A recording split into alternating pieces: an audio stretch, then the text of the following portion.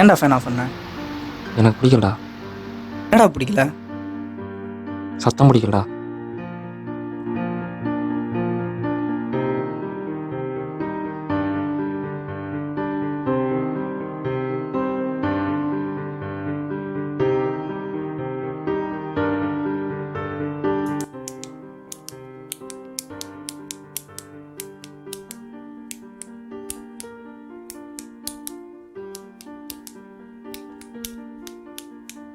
சும்மாறா.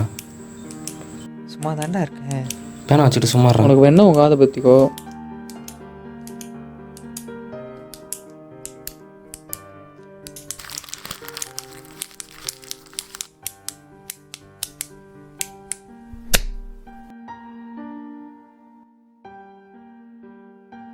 எழுந்துரு, வெளியே போ.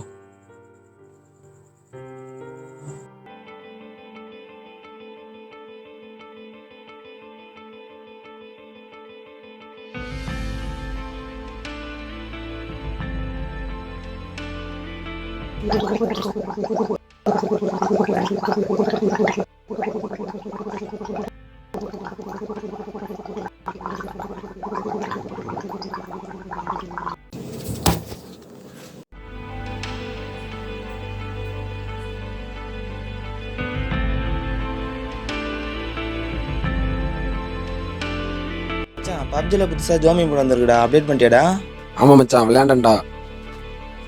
அருண், சிபி சார் கூப்பிட்டா இருப்பாரு. ஓகேடா.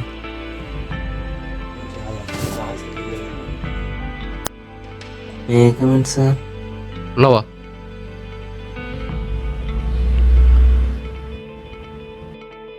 நீ என்ன மனசில் பெரிய டான் நினப்பா? நான் கிளாஸ் நடத்திட்டுருக்கேன், நீ அவனை போட்டு அடிச்சிட்ருக்க.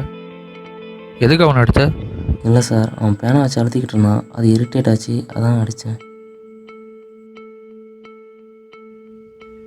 ஏன்பா அவனுக்கு என்ன பைத்தியமா?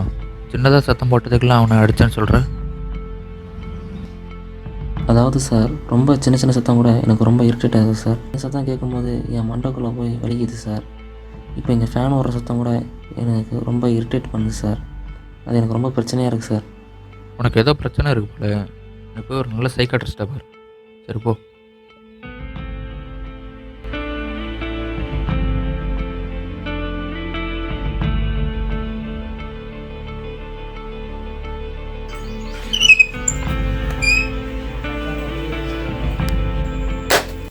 நமக்கு ஏதோ பிரச்சனை இருக்குது. நம்ம உடனே போய் ஒரு நல்ல டாக்டரை பார்க்குறது நல்லது. வாங்க உட்காருங்க. சொல்லுங்கள், என்ன பிரச்சனை? டாக்டர், ரொம்ப நாளாக சின்ன சின்ன சத்தத்தெல்லாம் நான் ரொம்ப நோட் பண்ணுறேன். ரொம்ப அந்த சத்தம்லாம் என்னை ரொம்ப இரிட்டேட் பண்ணுது. எந்த மாதிரி சத்தம்லாம் சொல்கிறீங்க? பென் டேப் பண்ணுற சத்தம், வால் கிளாக் சத்தம், ரொம்ப சின்ன சின்ன சத்தம் எல்லாமே இரிட்டேட் பண்ணுது டாக்டர். கவனிங்க.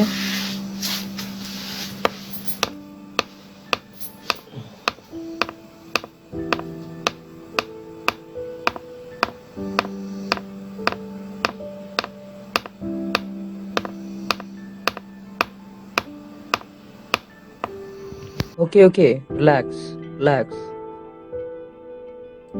இந்த சிம்டம்ஸ் வச்சு பார்க்குறப்போ உங்களுக்கு மைசோஃபோனியா இருக்குன்னு நினைக்கிறேன். அப்படின்னா என்ன டாக்டர், எனக்கு புரியல. மைசோஃபோனியாங்கிறது ஒன்றும் இல்லை, இது ஒரு பிரெயின் டிஸார்டர். அதாவது என்னென்னு பார்த்தீங்கன்னா, ஒரு சின்ன சின்ன விஷயத்தை கூட நீங்கள் ரொம்ப டீப்பாக அப்சர்வ் பண்ண ஆரம்பிப்பீங்க.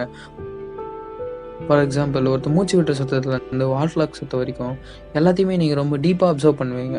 இந்த சவுண்டு உங்கள் பிரெயினுக்கு டைரெக்டாக போகும். இது உங்கள் நெகட்டிவிட்டியை என்ஹான்ஸ் பண்ணுற மாதிரி இருக்கும்.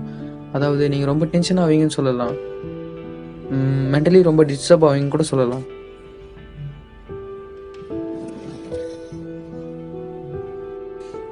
Don't worry, it's a curable thing. நீங்கள் கொஞ்சம் கோஆப்ரேட் பண்ணி கவுன்சிலிங்க்கு ரெகுலராக வந்தாலே இதை க்யூர் பண்ணிடலாம். இது ஒன்றும் இல்லை, நீங்கள் உங்களோட ஸ்ட்ரெஸ்னால் ஏற்படுறது தான். நீங்கள் டிப்ரெஷனில் இருக்கிறதால ஏற்படுற ஒரு டிஸார்டர் தான். நீங்கள் கோஆப்ரேட் பண்ணி கவுன்சிலிங்க்கு ரெகுலராக அட்டன் பண்ணாலே இதை க்யூர் பண்ணிடலாம். No problem. ஃபார் எக்ஸாம்பிள், ஒரு வீடியோ காமிக்கிறேன், பாருங்கள்.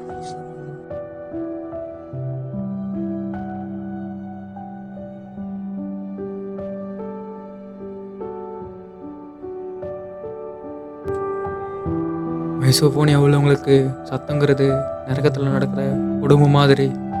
ஒருத்தன் சாப்பிட்ற சத்தம் உங்களுக்கு இடியை விட மோசமாக கேட்கும். சாதாரணமாக வாயில் மெல்ற சத்தம், ஒருத்தன் பென்சிலால் தட்டுற சத்தம், ஷூ காலால் நடக்கிற சத்தம், டைப் பண்ணுற சத்தம், இந்த மாதிரி சத்தத்தெல்லாம் கேட்குறப்போ எங்கள் மண்டையில் ஆணி அடித்து எங்கள் நெஞ்சு கிழிச்சு இதயத்தை கையால் பிச்சு எரியிற மாதிரி இருக்கும். இந்த சத்தம்லாம் எங்கள் காதுக்குள்ளே வெடிகுண்டா வெடிக்கும். இந்த சத்தம் எங்கள் மண்டையை அணுகுண்டா பொழக்கும்.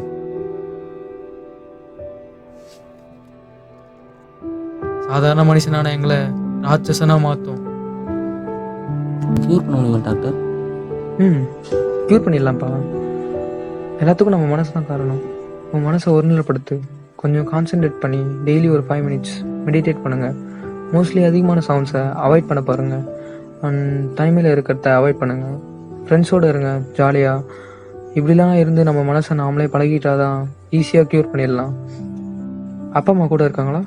இல்லை டாக்டர், அப்பா அம்மா சின்ன வயசுலேயே செத்துட்டாங்க. அண்ணன் மட்டும் தான் இருந்தான், அவனும் ஹார்ட் அட்டாக்ல இருந்துட்டான். ஓகேப்பா, பிரச்சனை இல்லை. நீங்கள் ரெகுலராக கவுன்சிலிங் வாங்க, க்யூர் பண்ணிடலாம்.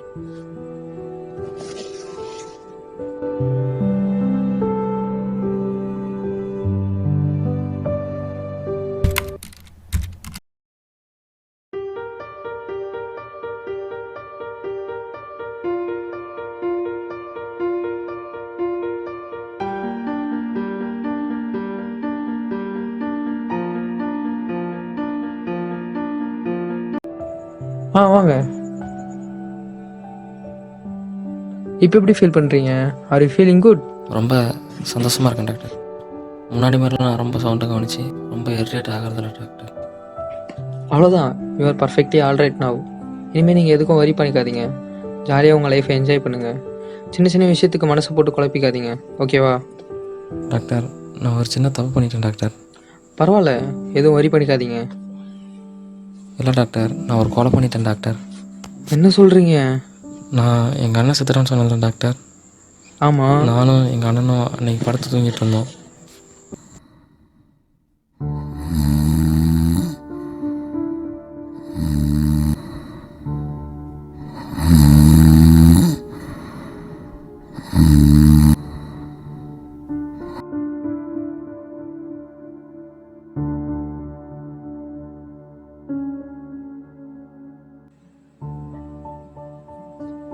கவலைப்படாதீங்க. அந்த டைமில் நீங்கள் ரொம்ப மென்டலி டிஸ்டர்ப் ஆகிருந்தீங்க. அந்த இடத்துல நான் இருந்தாலும் நானும் அதை தான் பண்ணியிருப்பேன். நீங்கள் எதுக்கும் வரி பண்ணிக்காதீங்க. இல்லை டாக்டர், நீங்கள் என்ன சொன்னாலும் என் மனசை ஏற்றுக்காது டாக்டர். நான் தப்பு பண்ணிட்டேன் டாக்டர். நான் போய் போலீஸில் சரண்டர் ஆக போகிறேன் டாக்டர்.